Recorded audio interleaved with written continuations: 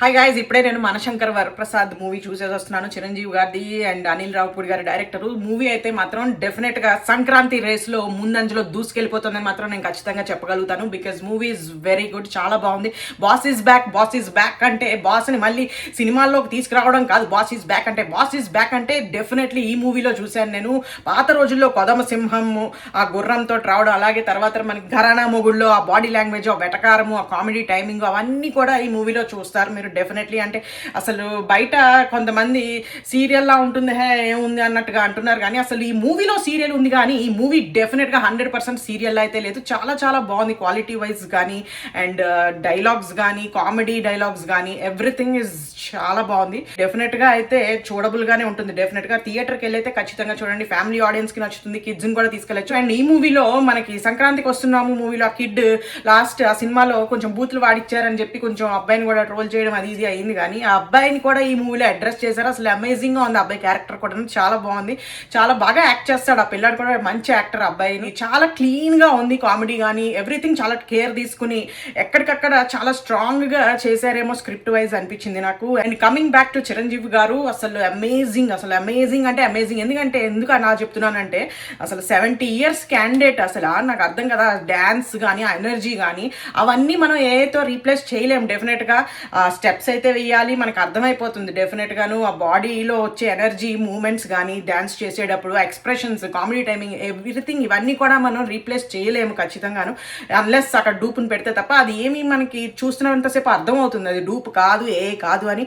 And అసలు ఆ energy 70 yearsకి ఆ స్టెప్పులు వేయడం కానీ, మనం చాలా మంది చూసే కమెంట్స్ పెడుతూ ఉంటారు కదా, కీబోర్డ్ వారియర్స్ వచ్చేసి పిచ్చి పిచ్చిగా మాట్లాడుతుంటారు కదా. మీరు పెట్టేవన్నీ స్ట్రెంగ్త్ ట్రైనింగ్ కీబోర్డ్ మీద కూర్చుని ఫింగర్స్కి కాదురా, జిమ్కి వెళ్ళి కొంచెం పద్ధతిగా హెల్త్ పెంచుకుని అప్పుడు మనకి మెంటల్ స్ట్రెంగ్త్ కూడా వస్తుంది. కొంచెం ఏం మాట్లాడుతున్నామో, ఏం చేస్తున్నామో కొంచెం అవగాహన వస్తుంది అప్పుడు. అందుకని నేర్చుకోండి, ఇవి నేర్చుకోవాల్సిన అర్థమైన చేత బూతులు కాదు.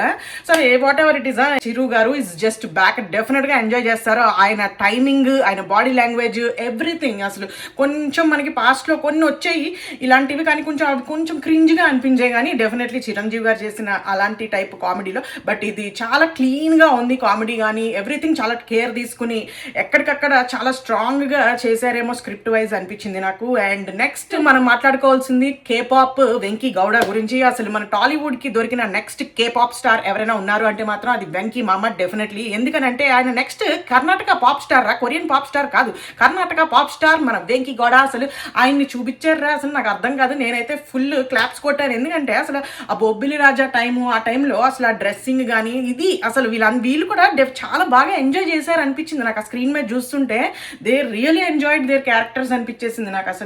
అసలు ఆయన చూపించడం అయితే లిటరల్లీ ఆ డ్రెస్సింగ్ ఇవన్నీ కూడా యంగ్గా హ్యాండ్సమ్గా ఉన్నారు అంటే వాళ్ళని ఏదో విగ్గులెట్టేసి అలా కాదు, వాళ్ళే కాదు బయట కూడా జనాలు కూడా పెట్టుకున్నా నాది విగ్గు కాదు రా, నాది ఒరిజినల్. ఇప్పుడు కాన్సెప్ట్ ఏంటంటే బట్టలు అవన్నీ వాళ్ళకి డిజైన్ చేసినవి అవన్నీ కూడా చాలా బాగున్నాయి. అంటే చాలా యూత్గా కనపడేలాగా చేశారు. అట్ ద సేమ్ టైం కొంచెం ఏజ్డ్గా ఉన్నారా, 30-35 వచ్చేసిన పెళ్లి కానీ ప్రసాదులు ఎలా ఉంటారో అలాగే ఉన్నారు వాళ్ళు కూడాను. సో వాళ్ళని అలా చేయడం డెఫినెట్గా అయితే అప్రిషియేట్ చేయాలంటే అనిల్ రావుపూడి గారిని అప్రిషియేట్ చేయాలి డెఫినెట్గా. ఎందుకని అంటే ఆడియన్స్ పల్స్ ఇలా పట్టేసుకుంటాడు అంతే, అని గట్టి పట్టుకుంటాడు, ఇంకో వదలడు. నాకు అర్థమైపోయింది సార్, ఇప్పుడు ఆడియన్స్ అందరూ ఈ సంవత్సరం ఇలా రన్ అవుతున్నారు కదా వాళ్ళ మైండ్లో, ఓకే నాకు అర్థమైపోయింది అంతే, తీసేయండి అనుకుంటూ మొత్తం అన్ని రాసుకుంటాడేమో ఆయన, ఏమేమి రన్ అవుతుంది ఇప్పుడు ప్రజెంట్ సోషల్ మీడియాలో అవన్నీ రాసుకుని దాన్ని మనం ఎలా యూటిలైజ్ చేసుకోగలం క్లీన్ వేలో అనుకుని జాయిగా రాసేసుకుంటాడు. అలాగే మనకి వెంకటేషన్ కూడా చాలా అద్భుతంగా చూపించారు. ఇద్దరు కూడా చిరు అండ్ వెంకీ కాంబినేషన్ ఉన్నంత సేపు కూడా స్క్రీన్ స్పేస్ వాళ్ళిద్దరిది అమేజింగ్గా బ్యూటిఫుల్గా డిజైన్ చేశారు. ఇద్దరిని ఈక్వల్గా బ్యాలెన్స్ చేసుకుంటూ చాలా బాగుంది. And coming to Nayanthara is just wow, ఎంత బాగుంది అసలు. చాలా ఎలిగెంట్గా రాయల్గా కట్అవుటే ఫుల్ రాయల్గా ఉంటుంది అమ్మాయి డెఫినెట్లీ. అలాగే నందు యూట్యూబర్ ఉన్నారు మనకి, నందూస్ వరల్డ్ అని చెప్పేసి యూట్యూబర్. సో ఆవిడ కూడా ఈ మూవీతో మనకి సినీ రంగ ప్రవేశం చేశారు. కంగ్రాచులేషన్స్ ఫస్ట్ ఆఫ్ ఆల్ మీకు.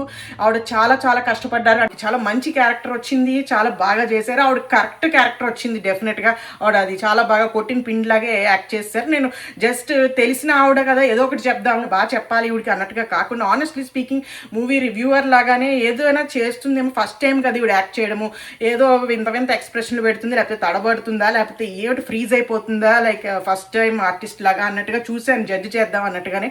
ఆనెస్ట్లీ స్పీకింగ్ ఆవిడ చాలా బాగా యాక్ట్ చేశారు. మేబీ బికాస్ ఆఫ్ ఆవిడకి ఆల్రెడీ యూట్యూబ్లో చిన్న చిన్న స్కిట్స్ చేయడం అలవాటు ఉండడం వల్ల ఏమో కానీ తెలియదు. బట్ ఆవిడ చాలా చాలా బాగా యాక్ట్ చేశారు. ఐఎమ్ షూర్ ఆవిడకి ఇంకా మంచి అవకాశాలు వస్తాయి మూవీ తర్వాత డెఫినెట్లీ. చిరంజీవి గారితో చాలా రోల్ ఉంది ఆవిడకి, వెరీ నైస్. అది మాత్రము ఆల్మోస్ట్ పక్కనే నించుని యాక్ట్ చేసే అదృష్టం కలిగింది ఆవిడకి ఫస్ట్ మూవీతోనే. You should definitely feel very happy and proud of yourself Nandu garu. కాకపోతే ఈ మూవీలో ఏమైనా కొంచెమైనా ఏదో ఒకటి చెప్పండి. ఏం చెప్పరండి, మీరు పార్షాలిటీ మీరు అది కదా, మీరు అందుకే కదా ఇలా సపోర్ట్ చేస్తున్నారు. కాదు ఊరికే మీరు మీ ఆల్ఫాబెట్లు వేసుకొని వచ్చేస్తారు కేఏసి అనుకుంటున్నారు. ఏ డైలాగ్ నాకు అర్థం కాదు. ఊరికే ఏబిసిడి సరిగ్గా నేర్చుకోండి, కే తర్వాత సి రాదు.